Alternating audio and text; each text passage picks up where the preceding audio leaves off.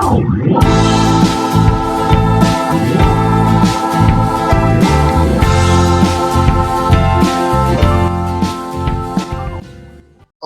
vamos ver o simple past tense, ou tempo passado simples, né?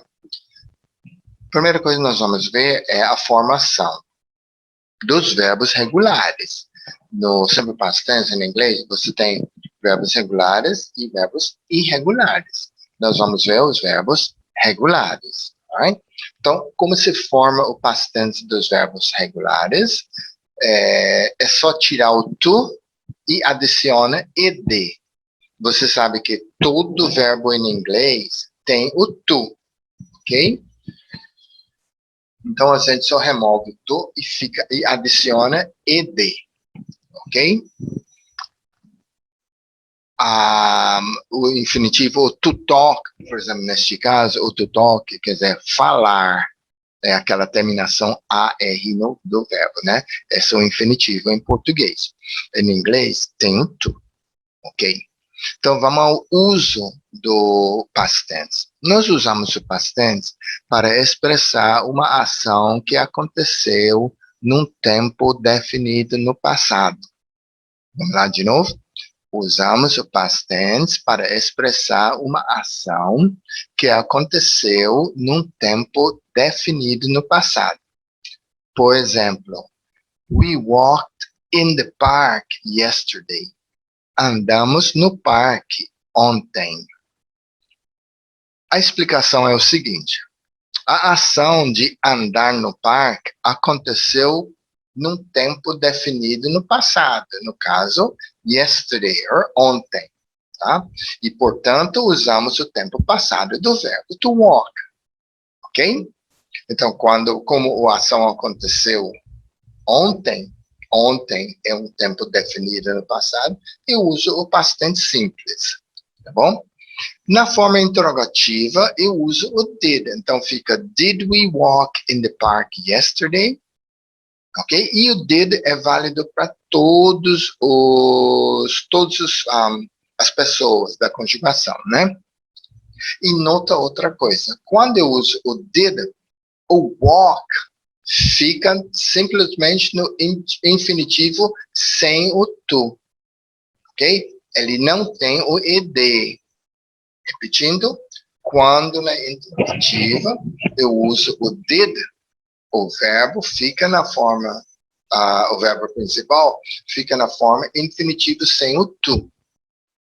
E na forma negativa fica, we did not walk in the park yesterday. De novo, olha como eu usei o did, tá? E o verbo walk fica no infinitivo sem to. Tá bom? E eu posso fazer a contração. We didn't walk in the park yesterday. Que está explicado lá no livro de vocês, tá bom? Ok. Então, o simple past tense, ele tem algumas regras de formação dos verbos, né? O básico seria adicione ed, como nós fizemos na anterior, né? Agora, seu verbo tem algumas regras que eles explicaram no livro de vocês. Então, olha lá. Os verbos terminados em e, eu só adiciono o de. Por exemplo, o verbo to love. Love, que é o verbo amar, ele já termina com e. Então, eu só adiciono o de. Então, fica loved. Bom? Verbos terminados em vogal mais consoante, dobra o consoante e depois adiciona de. Adiciona ed. Está errado aqui, né? Então, aqui está errado, porque é ed. Então, por exemplo, o verbo to stop. Stop quer dizer parar, ok? Olha como eu tenho o vogal e depois o consoante. Então, o que eu faço? Eu dobro o consoante e adicione ed, ok? Então, aqui está errado. Então, qual é o verbo? Vogal mais consoante, dobra o consoante, adicione ed. Continuar. Verbos terminados em consoante mais y, eu tiro o y e substituir ele por i, aí depois eu adiciono o ed. Por exemplo, o verbo to study, estudar. Ele termina com Y, ok? Então, o Y muda para I, depois eu adicione ED. Verbos terminados em vogal mais Y, adicione ED. Olha o verbo to stay, que quer dizer ficar. Ele termina com vogal mais Y, então eu adicione ED, ok? Noto como ele é diferente do consoante mais Y. No caso do consoante mais Y, eu tiro Y, ponho I e adicione ED. O vogal mais o Y, eu simplesmente adicione ED. Agora vamos ver o past continuous tense, que é o passado contínuo. Qual é a formação? O passado do verbo to be, ok? No caso, vamos usar o passado do verbo to be, mais o verbo principal sem o to, acrescido de ing. Olha o exemplo. O verbo é to sleep. Então, para formar o past continuous do verbo to sleep, eu vou usar o verbo to be no passado, que é was or were, né? Porque é I was, you were, he, she, it was, we were, you were, they were. Então, o verbo to be pode ser ou was or were, dependendo do pronome sujeito, né? Depois eu pego o verbo principal, que é o sleep, sem o to, e adicione ing.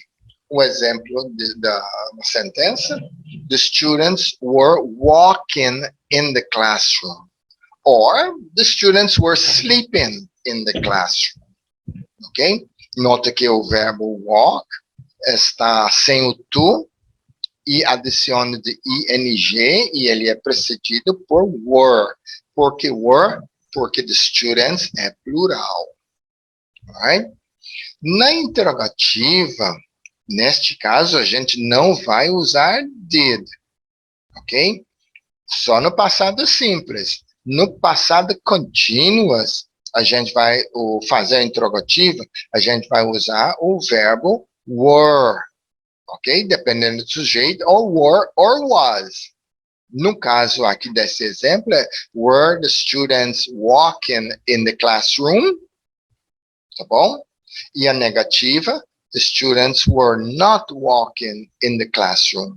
Ou pode ser the students weren't walking in the classroom, que é a forma contraída do verbo, né?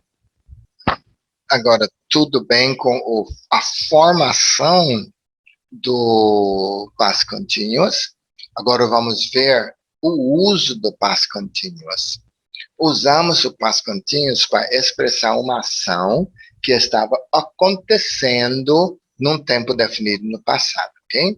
Então, essa é uma ação que estava acontecendo no passado. Por exemplo, the students were walking in the classroom yesterday, ok? The students were walking in the classroom yesterday. Os alunos estavam andando na sala ontem. Quando foi que a ação aconteceu? Ontem, um tempo definido no passado. É uma ação que estava acontecendo, tá bom? Então, os alunos estavam praticando uma ação contínua ou ação longa no passado definido, que era ontem. A forma negativa vai ficar o quê? The students were not, ou contraindo, the students weren't walking in the classroom yesterday. E a interrogativa, were the students walking in the class yesterday? Tá bom? Essa pergunta pode ser respondida como yes, they were, ou na negativa, no, they weren't. Ok?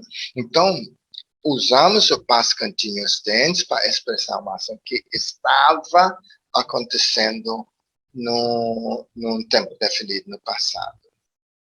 Ok? Depois, de vocês, eles têm o there was e there weren't. Ok? O there was, there weren't tem um significado de existia ou havia. Ok? There was é sempre seguido por substantivo no singular, Por exemplo, there was a book on the table, ok? E there were é seguida por substantivo no plural. There were 4 books on the table. Então, there was é singular, there were é plural. Na negativa, vai ficar there wasn't a book on the table, ou pode ser there weren't 4 books on the table, né? E a interrogativa fica were there 5 books on the table? A resposta seria que yes, there were, or no, there weren't, né? E se a pergunta for no singular, was there a book on the table? A resposta seria yes, there was, or no, there wasn't. Ok? Tudo bem? Essa é bem simplesinha, né? Está bem explicado lá no livro de vocês, ok? Agora vamos a outro assunto, que é o how much e how many.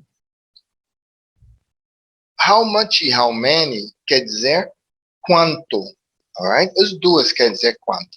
Mas a diferença é que o how much é seguida por substantivo no singular, ou que a gente fala em inglês, um substantivo incontável. Por exemplo, olha o exemplo. How much water is in the cup? Quanto água tem dentro do copo? Ok? Nota bem, água é um substantivo incontável. Eu não posso contar água.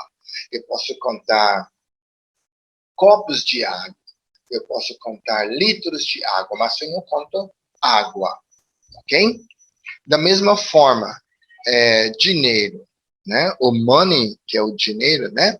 Eu não posso contar dinheiro. Eu conto reais, eu conto dólares, qualquer coisa, mas eu não conto dinheiro, tá bom?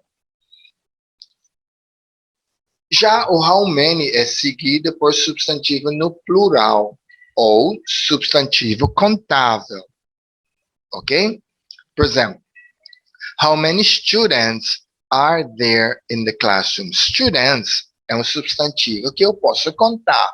Eu posso contar 1, 2, 3, 4, 5 students, né? Então, ele é um substantivo contável. A palavra está escrita errada aqui, né? Então, como podemos contar a palavra students, ok? Então, a gente usa how many. Quando a gente não pode contar o substantivo, a gente usa how much, ok?